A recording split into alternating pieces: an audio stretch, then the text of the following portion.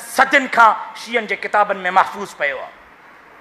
शीयन जो कोई इहो नज़रियो या शीयन जो कोई इहो अक़ीदो नओं त कोन्हे। इहो अक़ीदो त 15 साल पुराणो किताबनि मां निकिरी सोशल मीडिया ते हाणे आयो, किताबनि मां निकिरी तुंहिंजे मुंहिंजे साम्हूं हाणे आयो। लेकिन खुलफाए राशिदीन जे लाइ उन्हनि जो फ़लसफ़ो ऐं नज़रियो त पहिरें नीअ खां रोज़े रोशन वांगुरु आया हो। मां जॾहिं ख़त्म नबुव्वत जो नारो हयो, मुंहिंजे अकाबरीन कादानियत खे लगाम ॾियण जे लाइ मैदान ते निकिता, कश्मीर जी ॻाल्हि कई, सियासत जी ॻाल्हि कई, जमहूरियत जी ॻाल्हि कई।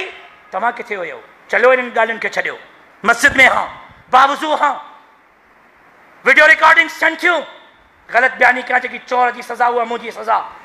इहे ई अकाबरीन जेका विफ़ाक़ुल मदारिस अल अरबिया पाकिस्तान खे लीड कनि था, जिन वटि विफ़ाक़ुल मदारिस जी क़यादत मौजूदु आहे, इहे ई असांजा अकाबरीन हुकूमत खे ऐं फ़ौजनि खे लिखी ॾेई आया त अॻिलनि 2 सालनि में 2022 ताईं मदारिस खे स्कूल रिफॉर्म्स में तब्दील कयो वेंदो, मदरसा स्कूलनि में तब्दील थी वेंदा।